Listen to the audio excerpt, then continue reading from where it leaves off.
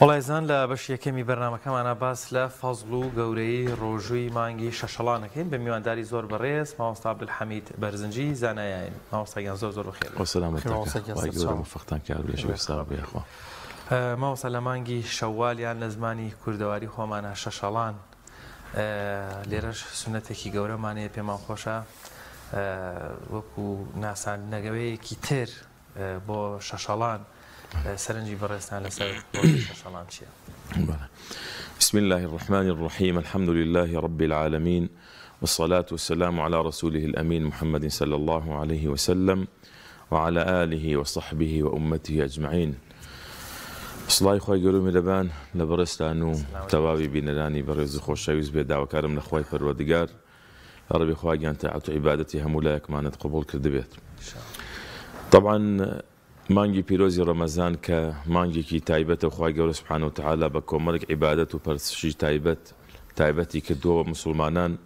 بە گەرم و گوڕێکی تەواوەوە دەچنەوە مانگی پیرۆزی ڕەمەزان. کاتێک کە مانگی ڕەمەزان تەواو دەبێت کۆمەڵێک لە خەڵک لەگەڵەوە عیبادەت و پەرستانەی کە ڕاهاتوون تایدا لە مانگی پیرۆزی ڕەمەزاندا تووشی خاوبوونە و ساربوونەوە ئەبن. خوای گەورە سوبحانە و تەعالا یاسا و بەرنامێکی لە ژیاندا بۆ ئێمە داناوە کە ئێمە خوای گەورە دروستی کردوین بۆ عیبادەت و بەنداتی خوای گەورە دروست بووین. و پەرستنی خوای پەروەردگار تایبەت نییە بە مانگێک، تایبەت نییە بە کات و ساتێکی تایبەتەوە. بۆ عەبود ڕەبەکە حەتا یەئتیەکە اليەقین، حەتا ئینسان مردنی پێ ئەگات پێویستە لە بەندایەتیا بێ بۆ خوای پەروەردگار تەبارەکە و تەعالا. مانگی ڕەمەزان دێت و مانگی ڕەمەزان دەڕوات بەڵام ڕۆژوو هەردەمێنێت، بەڵام هاتوچۆی مزگەوت هەردەمێنێت، بەڵام عیبادەت و پەرستش هەردەمێنێت.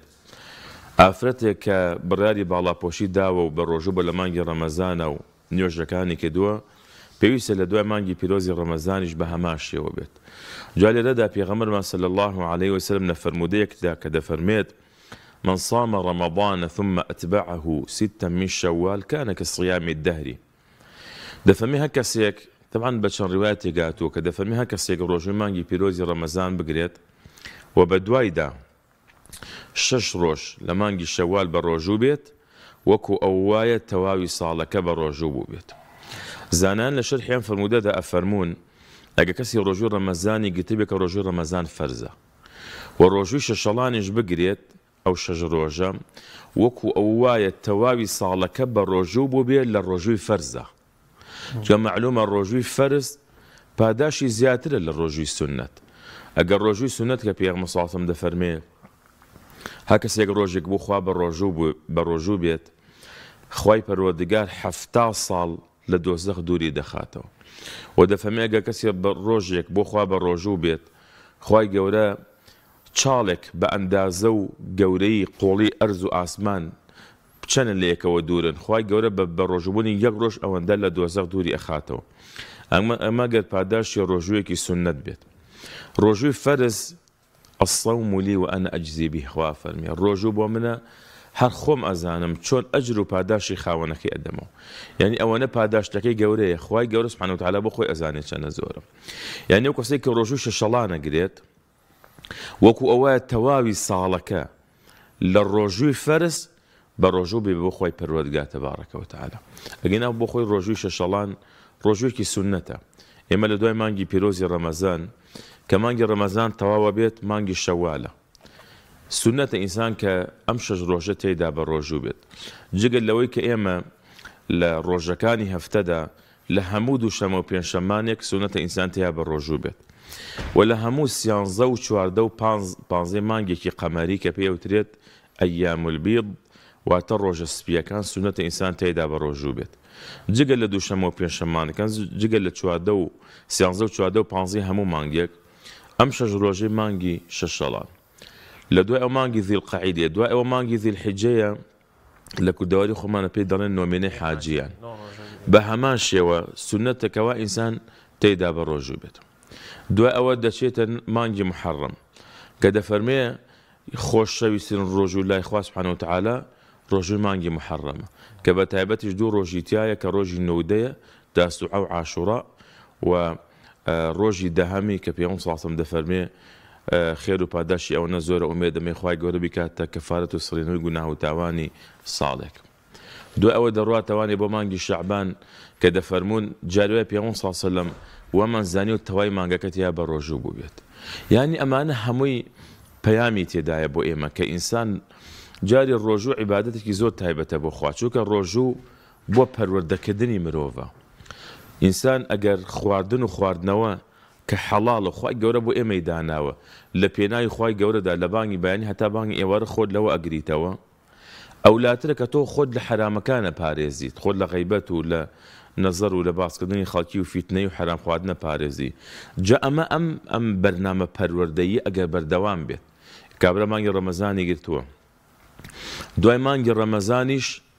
ڕۆژووی مانگی شەوال دەگرێت، شەشەڵان دەگرێت. تەماشاکە ئەم بەندایەتێک کە ئینسان خۆی لەسەر ڕائەهێنێت مانای پەیوەستبوون و ملکەشبوونی ئینسانی تایە بۆ خوای گەورە سوبحانەهو وتعالە. مانای ئەوەی تایە کە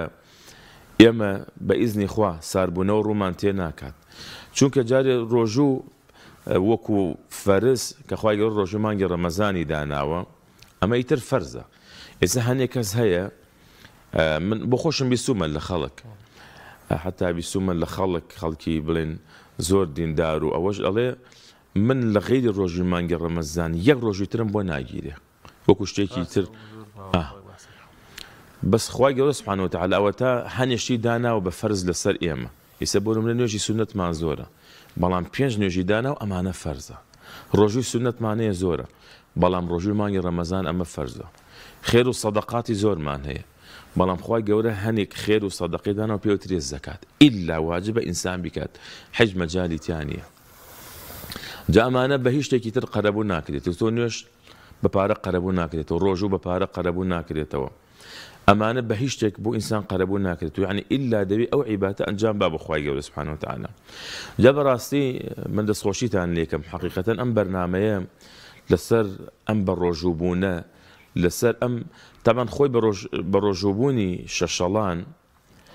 میسداقیەت و جێبەجێکردنی وتاری تەواوی مامۆستایانە کە لە 27 ڕەمەزان لە شەوی لەیلەتول قەدرە و لە وتاری جەژنە بەتایبەت کەم جەژنە کەوتە ڕۆژی جومعەی شەو و لە وتاری جومعەی شە هەموو مامۆستایان باسی ئیستیقامەیان کرد، باسی دامەزراویان کرد، باسی بەردەوامیان کرد، باسی دانەبڕانیان کرد لە مزگە و لە جەماعەت. بەڵام زۆر وێنە ئەبینین هات لە تۆڕە کۆمەڵاتیەکان بڵاوە کرێتەوە، یعنی وێنەی مزگەوتەکان دائەنرێ ئەڵێ ئەهلە تایبەت و هەمیشەیەکە مانەوە میوانەکان هەمووی ڕۆیشتن بەداخەوە. جا حەقیقەتەن ڕۆژووی مانگی شەوال و شەشەڵان ئەوەمان پێ ئەڵێ کە ئێمە بەڕاستی لە دوای مانگی ڕەمەزانیش بەردەوامی لەسەر ئەم عیبادەتە لەسەر ئەم پەرستنە گەورەیە ئەویش ئینشاءڵڵا ڕوونیەکەی نوکەیسان لەر کاتێکاتیا بە ڕۆژوو بێت لە مانگی هەر دروستە. دەستخۆش مامۆستاگیان سەبارەت بە میکانیزمی بە ڕۆژووبوونەکە چۆنیە؟ هەندێک کەس پێیان وایە ئەبێت هەر شەش ڕۆژەکە بەسەریەکەوە بەیانەوە تا ئەتوانی تا کۆتایی مانگکە هەر کاتێ بتەوێت بە ڕۆژوو بیت. بەڵێ تەبەن جەژنی ڕەمەزان یەک ڕۆژە، وەکو ئەوەی کە پێی ئەوترێت جەژنی ڕەمەزان یەک ڕۆژە. ڕاستە بڵێن ئێستەمە 3 ڕۆژ دەیکەینە جەژن و بۆنە و بەڵام مەبەستەکەی من ئەوە بوو یەک ڕۆژی جەژن تەواو بوو. تەقەن لە ناو ڕۆژەکانی ساڵدا ڕۆژی جەژنەکان ئەوە حرامە، بڵێن جەژنی ڕەمەزان کە ڕۆژێکە و جەژنی قوربان کە ڕۆژێکە، بەڵام 3 ڕۆژەکەی تری جەژنی قوربان کە پێوتری ئەیام التەشریق ئەیام ئەکل وشرب بە هەمان شێوە حرامە تیا بە ڕۆژ بن، واتە ئەم یەک ڕۆژەی ڕەمەزان لەگەڵ 4 ڕۆژەکەی جەژنی قوربان. جا کە ئینسان جەژنی کرد ئەتوانێت لە دووەم ڕۆژی مانگی شەوالەوە دەستکا بە ڕۆژووبوونەکە، ئەتوانێت لە دووەم ڕۆژەوە دەست پێکات، دووەم و سێەم و چوارەم و پێنجەم و شەشەم و حەوتەم بەسەرێکەوە بگیری، ئەتوانێت دووشەمە و پێنجشەمەکان تەنها تیا بە ڕۆژوو بێت، ئەتوانێت بۆ نمونە ئەو هەفتەیە ڕۆی هەفتەی داهاتوو لە شەمە و دەست پێکە هەتا پێنجشەمە، ئەتوانێت 6 ڕۆژی کۆتایی بگرێت. والحال لە هەر ڕۆژێک لە ڕۆژەکانی ئەو مانگەدا تێیدا بە ڕۆژوو بێت ئەمە چاکترە. ئەگەر کەسێک ڕۆژوو مانگی ڕەمەزانی لەلا بێ ڕۆژێ دوانسیان ئەگەر بتوانێت ڕۆژوەکە بگرێتەوە، ئەگەر بتوانێت ڕۆژەکە باتەوە اینجا بچێت سنە، بەڵێ ئەوە باشترە. شو خلاف يقول لبيني زانان أخو كسيك كبيرون صلى الله عليه وسلم من صام رمضان كسيك رجل رمضاني قرت بيت أيام كسنة قرتوه بولمنا بيستو الشاشي قرتوه بيستو حوتي قرتوه بيسبينجي قرتوه كان روجي شي لا معه باشتر وايا كروج وقرز كان بقريتوا لدو أو دز بكابسولو أجر كاتو درفته مجالي نبو إذا كسيواها يبون منا كاتكاني دياري كذا ومحدودة دوامك زوري إيشو كارك زوري لو كاتدا بوينا كديان صحته تندرسي باجنية هرف رياي سنة كاكويت أو لحالتك تدا روجو قرز كاني بقريته هو درسي إن شاء الله بلام هتابت واني جاري حق ما في إخوة كقرز للسرشاني إنسان هتازو تربيتاته وباشتدا دو همين شان بو أوي ك دفرميت من صام رمضان أوي رجول رمضان بقريت دواء أو ششلان بقريت أميش رجول رمضان هي خوي توابكات دواء أو ششلان كبقريت بها ماشي وهالدروسة بلام الحمد لله يعني هيش حرج بالقرسي ونار حتيكي تاني إنسان لهالرجع للرجكاني أو مانجا رجول تيا بقريت إن شاء الله مقبولة ما هو صعب الحميد پیامبر اسلام درودی خیر سر به لمانی ششلانه چونی ششلانی گوات خودی پیغمبر اسلام درودی خیر سر به ششلانی چونه گرد بس یک و یک جمع پیان شاهین بلم دو شمان دو روز ایگرد یا خود چونی طبعا پیغمبر صلی الله علیه و سلم اوجه قال له که ببردوامی لدو شما پیان شمان کان بروجو بوا و سیروش لهمو مانگ یکداتی دا بروجو بوا ونصيحته أمشجاري هؤلاء برزكاني خوشي كدوبة تايبت لو أنا أبو هريرة خوالي رازي بك دفرميت أوصاني خليلي صلى الله عليه وسلم بثلاث دفرميت خوشويستو كدالي نوري تشاوم بيغمجان صلى الله عليه وسلم أمشجاري كدم بسيشت فمي لجيان حتى ماوي تركي مكة وازي لمينا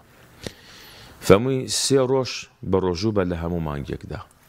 وكو بروجوبوني صالح واي سيروش بروجوبون لها مانجيك ده باشان فموي امشگاري دكم بانجام داني دور كار نيوجي تشيشنغاو هيچ كات وازي لما هنا وسيهمين شان فرموي دور كار نيوجا وتركان بك شوان بيش اوي بخويت ونصيحتي ابو ذر شي كدو بها ماشيو اما بيغمبر صلى الله عليه وسلم ببر دوامي فرموي أنا برسالة أنك دوبا دو شمو بين شما فرميتي دو شمو بين شما نامو عملي إنسان تابر زبيته بولا إخوة أحب أن يرفع عملي وأنا صائم بيم خوشة كنامي كدوم برز بولا إخوة بيروغا تبارك وتعالى يعني بالرجوبة ملوكاتي بزباني بالرجوع أما بالرجوبوني طبعا خزانة كاني بيغمر صلى الله عليه وسلم باسي بالرجوبوني بيغمر أمو كدون صلى الله عليه وسلم لهمو كاتا كان ده بلان بالنسبة روجوي مانجي ششلانوا مانجي شوالو أما بيغمر صلى الله عليه وسلم بجوري كاتو درفتو مجال خويتي دا بالرجوبو يعني لقالوا ياك بيغمر صاصم زوريني كاتا كاني بالرجوبو بلان زور كاتي جوا بيغمر صلى الله عليه وسلم لما غلطي تايبتي خوي دابوا بكارو باري مسلمانان وسر قالبوا خليكي جنگ وجهاد بوا كهموي خوي رابرايتي وبيشواتي مسلمانان كردوا وكاتي واش هبوا بيغمر صلى الله عليه وسلم كنوجي بياني كدوا ل مزقوت ما وتوا ببر دوامي حتى كاتي خور كوتن كخور كويت كاتي نهي انسان نجي تيانا كحتى بكاتي يسدد قد شارك دوا او انسان درس نوجي سنتي تيابكا بيوم صلى الله عليه وسلم نوجي سنتي كدوا او ساقراوتو برو مالو كقراوتو بخزانه كان يفرموا شي مان هي بيخون وتانا والله هيك مان نيه بيوم صلى الله عليه وسلم فرميتي دي كواته من امره بالرجوب الرجوي سنه مجالي تيدايا وقروجي فرز نيه رجوي فرز من لم يبيت الصيام قبل الفجر فلا صيام له هر كسي بيش فجر بيجو فجر يعني بيجو كاتي باني بياني بيت نيتي برجبوني نهي نابت رجبونية يعني دابي بيجو باني بياني بدا ابي خويا قلاك دبي تواني يتر طبعا نيتك نية للضلايا وبعملش انسان كقراري دا بو قرزكاني ممكنه ما هو صعبه بورجي بالي بورجي فرس او رمضان او قرزه او شي كنزله كابرا نزلي كي لسرك بالرجوبت دبي بيش باني بياني دبي خويا قلاب كاتو ئەویش تەمان ئەگەر هەڵسێ بۆ پارشێ و ئەوە پارشێ بۆ خۆی نیەتە ئەگە بەم کەسە کە هەڵەسێ بۆ پاشێ بڵێن تۆ شەوانی تر سەعات 4 بانگیا بۆ نمونە 5 دقە بمێنێ بۆ 4 تۆ سەعاتی هەڵەسیت نان بخۆیت و چالێنیت و ئەمانە ناوەڵە ئەی ئەم شەوە خێرە هەستاویت ئەیتر بۆ خۆی ئەوە نیەتە ئیتر پێویست ناکە کابرا بڵێ نیەتمە بەیانی بە ڕۆژۆم ڕۆژووی بۆ من ئەم ڕۆژی ڕەمەزانە یا ئەم قەرزە فەزە لەسەرم بخۆ ئەڵڵاهو ئەکبەر ئەوە پێویست ناکە نیەتەکە لە دڵایە ئەمە بەنسبە ڕۆژووی سونەتەوە دروستە دوای فەجریش بێ دوای خۆرکەوتنیش بێ بەمەرجێ و کەسەکەوا هیچی نەخوارد دەبێت نیەتی هینەکە بێنێت یانی ئینسانیش جاری وا هەیە لە ڕۆژووی شەشەڵانە بۆ نمونە نیەتی نەبوویە هەڵنەستا بۆ پاشێ و جاری بۆ نمونە سەعات 8 هەڵەسێ سەعات 9 هەڵەسێ باشەکە نوێژی بەیانی کردو و خەوتوەوە هیچی نەخواردو دەتوانێت بڵێ ئەمڕۆ بە ڕۆژوە بم تازە هیچ نەخوات تا ئێوار زۆر باش لە مانگی شەوە لە 3 ڕۆژەیە بە ڕۆژە سپیەکە ناسراوە 13 و 14 و 15 هەندێک کەس ئەڵێن ئەم 3 ڕۆژە ئەگە بە ڕۆژوو بین خێری شەشەڵانەکەیان بۆ ئەنووسرێ شتی وا بێت یانەوێت هەر 6 ڕۆژەکە بە ڕۆژوو طبعا فرمودەیەکی پێغەمبەرمان هەیە صلی الله عليه وسلم کە ئیمامی عومەر خوا لە ڕازی بە ڕوایەتی کردووە زانایان لە تەواوی کتێبە فقیەکانە بەم فرمودەی پێغەمبەر صلی الله عليه وسلم دەستیان پێ کردووە ئیمامی شافعی ڕەحمەتی خوا لێ بێ فەرمێ 7 باب لە فقه کە دەرگاکەی دەکەیتەوە بەم فرمودە دەست پێکا فرمودەی إنما الأعمال بالنيات وإنما لكل امرئ ما نوى فرمودەیەکی مەشهورە لە زۆرێک لە کتێبەکانی فرمودەدا کە دەستیان پێ کردووە مە فرمودەی پێغەمبەر صلی الله عليه وسلم دەستیان پێ کردووە دەفەرمێت تەواوی کردەوەکانی ئینسان پەیوەستە بە نیەتەکەیەوە و ئینسان چ نیەتێکی هەبێت خوا سوبحانەهو وتەعالا ئەوەی بۆ ئەنووسێت کەواتە نیەت لە هەموو کار و کردەوەیەکە زۆر گرنگە نیەتەکان عادەتەکان جا ئەکاتەوە لە عیبادەت کابرا جاری وا هەیە بۆ نمونە زۆری گەرمایە باش ئەڕواتە لای ئاوێک و قۆڵی هەڵەکە هەتا ئێرە و دەڕوات ئاوەکە بە دەم و چاوی قۆڵی فێنگەکات و قاچی خاتە ناو ئاو ئەمە هیچ ئەجرێکی بۆ نانووسێت بەنێتی خۆ فێنەکردەوە کردوێتی هەر ئەم کەسە کاڕاتە لای ئاوە قۆڵی هەڵەکات ئەڵێ نیەتی دەستنوێژێنێ دەم و چاوی شوات و قۆڵی شوات و مەسی سەر و قاچیە شوات ئەمە کە بە نیەتی دەستنوێژ بۆ خوای گەورە بە عیبادەت بۆ نووسێت مەسەلەی ئەنجا نیەت جگە لەوەی کە جیاکردنەوەی عادەتە لە عیبادەت جیاکردنەوەی پەرسەکانیشە لە یەکتر دە کەسە بینی نوێژەکەن نوێژەکانیان وەک یەکە بەڵام هەرێکە و خواشت یعنی نوێژێکی بۆ نووسێت چونکە نیەتەکانیان جیاوازە ئەم کەسە هاتووتە مزگەوت سنەتی تەحیەت المەسجید دەکە ئەوی تریان کە دوێتی سنەتی پێش نوێژەکەیەکە ئەویان ڕەگە فرای نوێژێکی قەرزی لەلا بێت دوورکاتی قەرزەکەیەکە یعنی ئەمە هەمووی تەماشاکە نوێژەکەن بەڵام هەرێکە مەشغوڵە بە نیەتێکەوە مەسەلەی ڕۆژووی ئەم مانگەش یعنی ئینسان بەسراوە بە نیەتەکەی خۆیە ئەو کەسە کە بە ڕۆژوو ئەبێت نیەتەکەی نیەتی چی لێ ئەهێنێت ئێستا کابرا جاری وایە دەڵێ وەڵام من قەرزم لەسەرە نیەتی قەرزەکەیشی لێن و نیەتی شەشەڵانیش ئەوە شتی وا نابێت قەرز جیایە و فەرز جیایە و سونەت جیایە یا کابرا دوور کات نوێژ بکات هەم نیەتی سونەتی تەحیەت المەسجیدەکەی لێ بێن و هەم نیەتی نوێژی بەیانێکیشی لێ بێن ئەوە نابێت جاری وایە دەکرێت چەند سونەتێک تێکەڵ بکرێت جارە تۆ دەچیتە مزگەوت بۆ نمونە 5 دقی ماوە بۆ کاتی قامەت تۆ دەبێت تەحیەت المەسجید بکەی دەست نوێژێکی گرت تۆ سنەتی پێش نوێژیشە حرسێکیان بێکەوە کۆ بۆتەوە کە تۆ تەحیەت المەسجید هێنا ئینشاءڵڵا ئومێد دەدەی خواوانی تریشت بۆ بنووسێت کە تۆ لە ڕۆژی دووشەمەیە بە ڕۆژوو ئەبیت بەنیەتی شەشەڵان ئومێد دوای خوای گەورە ڕۆژوی شەشەڵانەکەت بۆ نووسێت دووهەمینیشان هەر دووشەمان بۆ خۆی زیادە فەزلێکی تێدایە کە پێغەمبەر صلی الله علیه وسلم تێدا باسی کردووە بەڵام من یعنی پەیامێکمدا بە نوێژخوێنانی خۆشمان وتم ئەمە ئینسان بۆی کە ڕەنج بە خەسار نەبێ پەنا بەخوا یعنی تۆ کۆمەڵێک عیبادەت و پەرست نەکەیت و خۆت مانووەکەی ناکرێت ئینسانێک شەو تا بەیانی شەو نوێژ کات بەڵام دەست نوێژی نەبێ چکە هیچی قوبوڵ نییە یا دوور کات شەو نوێژ دەست پێ کات باشە بۆن لە 12 هەتا سەعات 2 بەڵام لە سەعات 2 کە خەریکە سەلام باتەوە بەر لەوەیکەوە سەلام باتەوە و تەحیات بخوێنێت نوێژەکە یەبرێت نوێژەکەی خۆی بەتاڵەکاتەوە پەناگرین بەخوا ئینسانی واشەیە لەم عیبادەت و پەرستنانە ئاوایە چونکە پێغەمبەر صلی الله علیه و فەرمێ هەموو دووشەمە و پێنجشەمێک نامۆ عەمەلی ئینسان بەرزەبێتەوە بۆ لای خوا خوای گەورە سبحانه وتعالى فەرمێ ئەوە لەو چین و تاقمە و لەوە لیان خۆش بووم حتا ئەگاتە سەر دوو کەس کە پەیوەندی نێوانیان پچڕانەوە و قسەیان لەگەڵ یەکتریان نییە ئەفەرمی ئەنظیروا هذین حتا یەصطەلیحا ئەم دوانە چاوەڕێ بکەن هەتا ئاشتە بنەوە لەبرۆ بکرێتە پەیامێکی ئاشبوونەوەش باشترە ئینشاءڵڵا مامۆستا عەبدولحەمید لەو دەرفەتەی ماوەمانە لە مانگی پیرۆزی ڕەمەزان تەراویحمانە بوو لە کۆتاییەکەی شەوانی قەدرمانە بوو سەرفیترە و بۆتە عادەتێکە زەکاتیش زیاتر هەر لە مانگی ڕەمەزان ئەکرێ خۆ لە مانگەکانی تریش خێر و سەدەقەیەکی زیاد لە مانگی شەشەڵان یاخود شەوالە بەدەر لەو 6 ڕۆژە سونەتەی بەڕۆژوو بوون هیچ دەرفەتێک هیچ حاڵەتێکی تایبەتری هەیە بۆ دوعا بۆ عیبادەتکردن کە حاڵەتەکە تایبەت بێ لەگەڵ ڕۆژەکە یاخود جۆرێک لە جۆرەکان پێوەست بێ مانگی شەشەڵانەوە خۆی لەگەڵ بانگی ئێوارەی کە داخەڵی مانگی شەوال دەبین لەگەڵ بانگی ئێوارەدا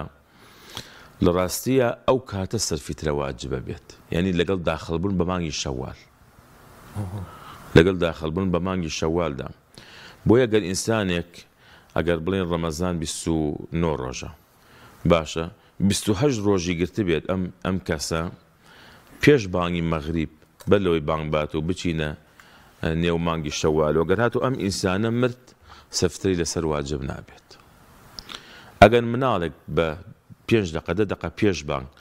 لەدایک بوو سەفتەی بۆ ئەدرێ کەوتە دوای بانگ سەفتەی بۆ نادرێ یعنی خۆی سەفترە لەگەڵ داخڵبوون بە مانگی شەوالە پێویست واجبە بێت ئەویش بۆ ئەوەیە کە بەیانی جەژن کە یەکەم ڕۆژی مانگی شەوالە خەڵک بێنیازکەی لەوەی کە چاوێن لە دەستی خەڵک بێ بچی ماڵەن ئاوەدانکەیتەوە کەواتە لەگەڵ داخڵبوون بە مانگی شەوالدا ئینسان ئەو سەدەقە گەورە ئەو فەرزە چکە زەکاتی فیتر واجبە ڕاستە سەبڵێن لە وڵاتی ئێخۆمان خەڵکی تر لە 15 دەست پێکات لە 20ەوە و ئەگینا خۆی لە بانگی ئێوارەکەیەوە هین ئەبێت ئەمجا لەبەر کە مانگی ڕەمەزانیش دەرفەتێک بووە بۆ عیبادەت و ڕۆژ و ئەوانە خەڵک نەیپەرژاوەتە سەر کارەکانی تر یەکێ لەو شتانەی کە یعنی وارد بووە لە حتا لە سەلەف لە سەدەمی سەحابەش خوانی ڕازی بێت لە مانگی شەوالدا کارە خێریەکان وەکو زەواج و ژن گواستنەوە ئەوانە ئەنجامیان داوە حتا دەفەرموو دایکی مەدەن عایشە خوای ڕازی بێت دوعای تایبەتی کردووە لە ئەوانی کە لە مانگی شەوالدا کە دەچنە ناو ئەو پرۆسە تایبەتە و ژیانێکی نوێ پێک ئەهێنن ئەگەنا یعنی ئینسان وەکو دەڵێ دەرفەتێکە بۆ ئەوانەی کە ئیشوکارێکی تری دنیاییان بەهۆی ڕەمەزانەوە سەرقاڵیان بۆ لە مانگی شەوا لە کارەکانیان تەواوکەن ئەگەنا وەک بەڕێزی شت ئاماژەت پێدا بەڕاستی تەواوی ئەو عیبادەتانە ئەگەر شەو نوێژ بێ ئەگەر خێر و سەدەقە بێ ئەگەر هەر کارێکی چاکە بێت ئەوە ڕۆژۆکەش کە باسمان کرد ئەمانە ینی پەیوەست نییە بە مانگێکی تایبەت و ئینسان لا کاتێک مامۆستا زانیارێک بۆ من تازە بوو وەڵا بینەرانی عزیز مامۆسایانەکە کە دەستی لێ بجۆڵێنە خێری بەدەستەوە بێ ئینشەڵڵا لە مانگی شەوالە خێری زیادردارترە ئینشەڵڵا بەڵێ ینی مانگی شەوال مانگێکی تایبەتە ینی سەلەف و پێشینمان ڕەحمەتی خوان لێبێت لە مانگی شەوالدا ئەو کارە خێریانیان دەکرد دوعای تایبەت هەیە بۆ وانێکە ئەو کارە پیرۆزان جامەدە ئینشاءڵڵا مامۆستایان لە کۆتاییدا ینی موسڵمانان ئاگادار بن کە کەم نییە ساڵێک بە ڕۆژوو بوو ینی خێری ساڵێکە بۆ بنووسی بۆ بە فەرزیش بۆیە بتوانین ئەم سونەتە زیینوو بکەینەوە و دووبارەکردنەوەیەک بە کورتی ئاماژەیەکی پێ بکەیتەوە بەڵێ تەبعان ئێمە وەکو هاندانێک بۆ خەڵک لە ڕاستیە لەم مانگەدا بەتایبەت لەم چەند ڕۆژەی سەرەتا و لە دووشەمە و پێنجشەمەکانێدا ئێمە وەکو ڕمانگی ڕەمەزان لە مزگەوت خورما ئاودانین وەکو مانگی ڕەمەزان چۆن ئێواراناوە ینی لە خزمەت و پێشوازی خەڵکە خزمەتی خەڵگە کرا خورما دائەنرا دەبێتە کولتورێکی جوانەوە شتێکی بەڵێ ینی خەڵک کە دێت و ئەزانی ینی وەکو ڕەمەزان فەرقینی ئەوەی فەرقە لەگەڵ ڕەمەزانە ئێوارانی ڕەمەزان بڵێن قاپی تایبەتمان هەبوو هەموو کەسێک یا قاپێکمان بۆ دائەنا یان خۆی هەڵی ئەگرت بەڵام ئێستا خۆمان بۆیان دانانین بەس ئەوەی خۆی هەڵی ئەگرێت چکە تۆ نازانی کێ بە ڕۆژۆ و کێ بە ڕۆژوو نییە ئەگینا لەم چەند ڕۆژەی سەرەتا هەر ئەوە دەکەین لە دووشەمە و پێنجشەمەکانیشی بە تایبەت ئەوە ئێمە ینی لە مزگەوت وەکو فەرماشتەکەی بەڕێستان وەک هەندانێک بۆ خەڵک کە بەڕاستی ئێمە هەموو باسمان کردووە و سوپاس بۆ خوای پەروەردگار بەڕاستی ینی دەورێکی زۆر باشی هەبوو خەڵکیش ئەلحەمدولیلا بەڕاستی گۆڕاڵی زۆر باشی هەیە و ئێمە حتا بڵێن لە جەژنا لە دووەم ڕۆژ و لە سێەم ڕۆژ خەڵکێکی زۆر ینی کە میوانمان دەهاتن ئەوە لە کۆڵ شەربەت و سادی و ئەو شتانە دەیون نقڵەکە بەخەمە بە ڕۆژوین ئێسواز بخوا گەوانە الحەمدوللا خەڵک ئیسیجابی باشی ئێسپاس بخوا و حقیقەتەن ئەم بەرنامەی بەڕێزیشتان زۆر زۆر جێی خۆی بوو و هاندانێکی زۆر زۆر گرنگیشە بۆ بینەرانی بەڕێزکە ئینشاءڵڵا هەموو بەدەمە عیبادەت و پرسنە گەورانە و لەگەڵی بڕێن بە ئیزنی خوا ئینشاءڵڵا مامۆستا گیانی خوا دەستخۆش بێ مامۆستا عەبدولحەمید بەرژنجی مامۆستا یعنی خوا بەخێر بێ سەلامەت سپاس بۆ دەرفەتە